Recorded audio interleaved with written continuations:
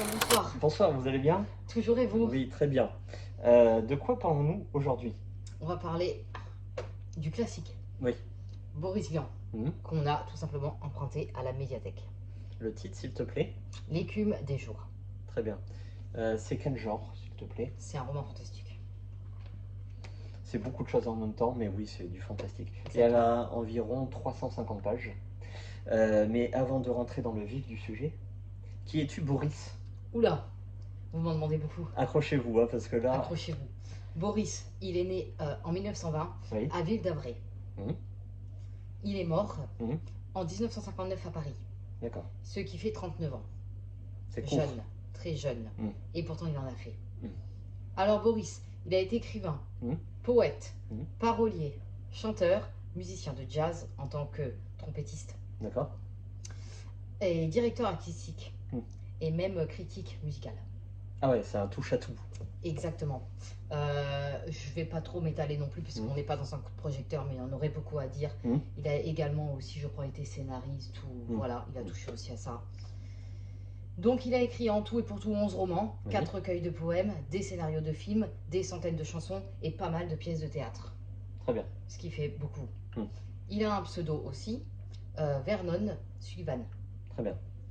Avec son livre le plus connu, je pense, J'irai cracher sur vos tombes, qui a fait polémique, assez parlé. Il a carrément eu un procès. D'accord. Pour ça. Okay. Voilà. Je ne sais pas la raison. Boris lui-même, lui, connu L'herbe rouge, L'automne à Pékin, L'arrache-cœur, et évidemment L'écume des jours. Alors l'écume des jours, il a été connu à titre posthume, c'est-à-dire malheureusement il est décédé. Et une fois qu'il a été réédité, ce roman-là, hein, en fait là ça a pété, mais au niveau mondial. Exactement. Donc il y en a vraiment beaucoup à dire sur Boris. Si jamais quelqu'un veut mettre un petit commentaire pour rajouter, il n'y a pas de problème. Ici c'est participatif, c'est comme Exactement. Wikipédia. Voilà. Chacun met sa pierre à l'édifice. En tout cas, il a l'air d'avoir eu une vie franchement intéressante, ça a l'air d'être un homme intéressant. Pas mal controversé.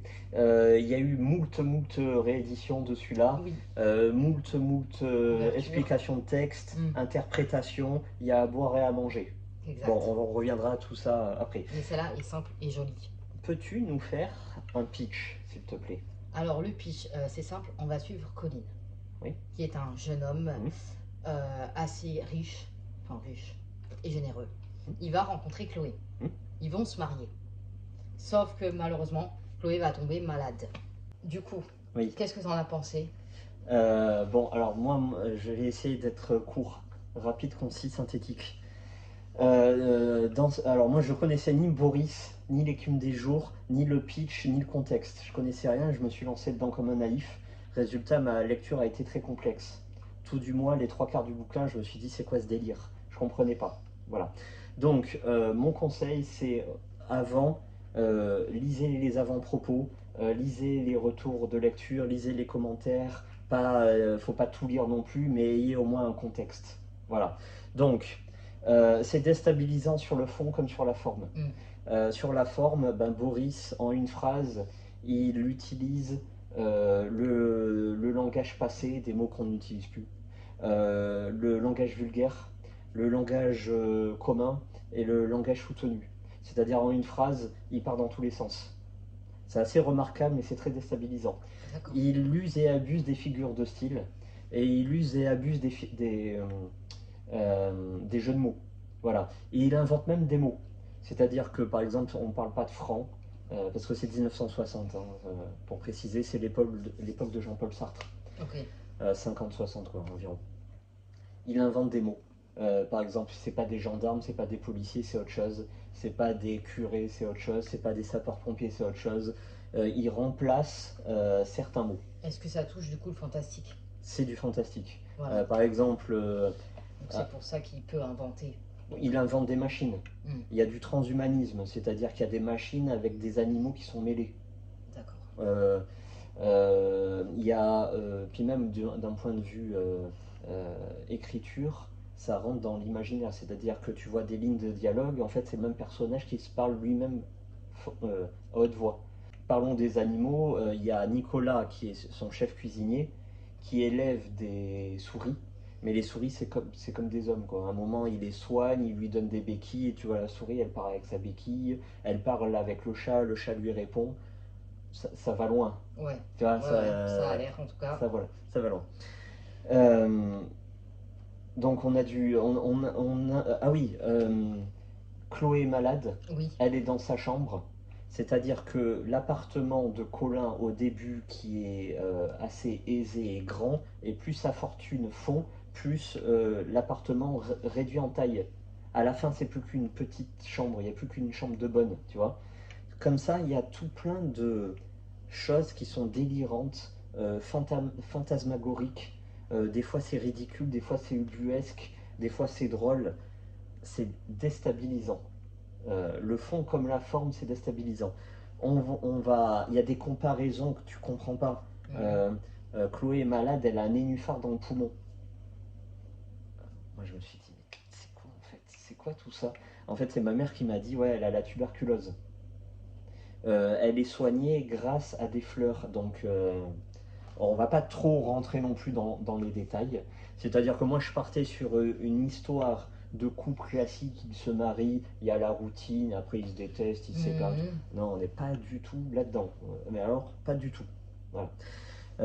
L'histoire de couple, bah, je vais laisser les gens la découvrir d'elles-mêmes. Ça a été compliqué. Et puis après, il y a eu des séquences clés. Moi, ça m'a frappé. C'est incroyablement moderne, il faut se remettre dans le contexte 1960. Lire des trucs comme ça, c'est incroyable. Donc il y a des thèmes comme le jazz qui est, tu as dit Boris, il était trompettiste, voilà. Oui. Donc Chloé, ça rappelle un morceau de jazz, bon bref, ça c'est qu'un détail. Il y a la place quand même conséquente de Jean-Paul Sartre. Lui c'est l'existentialisme. Donc pour pas trop rentrer dans les détails, en gros, l'homme n'est pas déterminé. Il rentre sur Terre, il a le libre arbitre de faire ce qu'il veut. Okay. Comme astronaute, comme ce qu'il veut. Voilà. Alors que là-dedans, c'est le contraire total.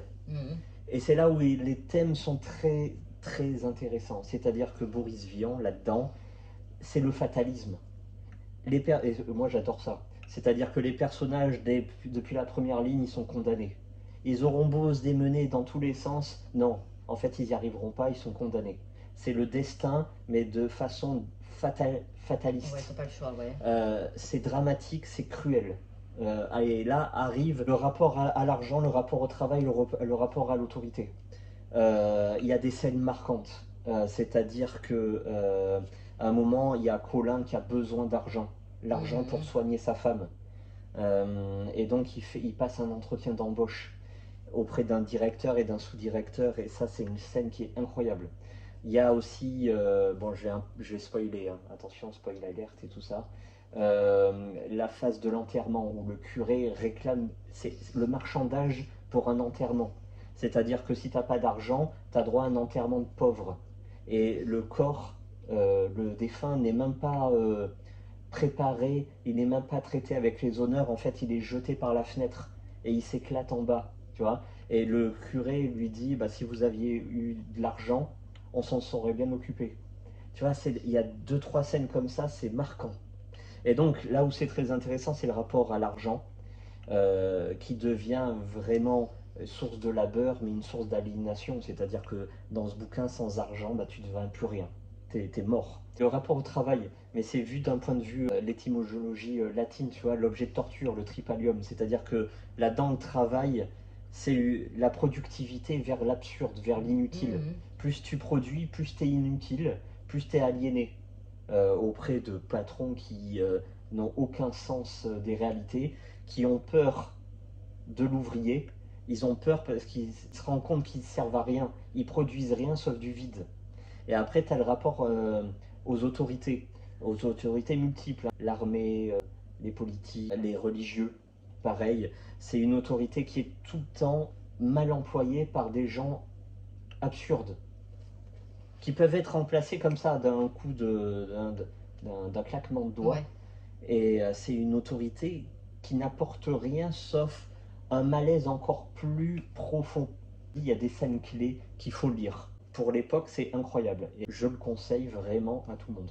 À savoir que, au temps de ma mère, c'était un livre pour adolescents dans les études.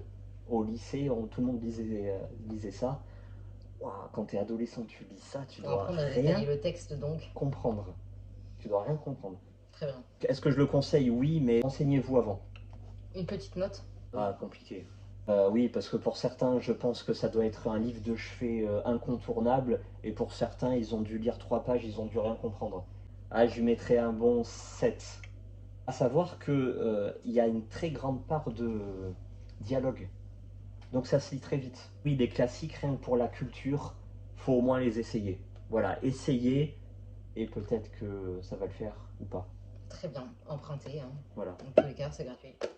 Eh bien, merci beaucoup pour ce retour Est-ce très détaillé. Est-ce que ça t'a donné envie? Non, franchement, non. Je suis désolée, Boris.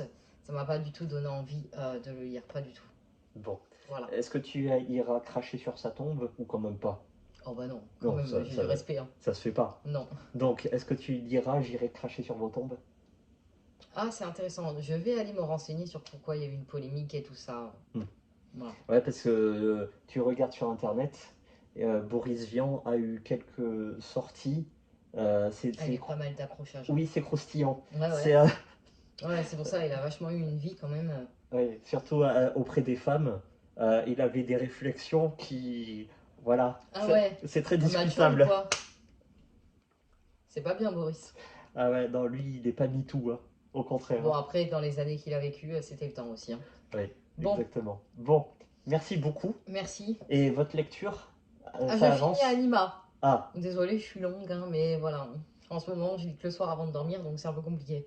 moi j'ai commencé Anima. Ça a l'air incroyable. Voilà. Très bien. J'en dirai pas plus. Bon, merci beaucoup, hein. À bientôt. À bientôt.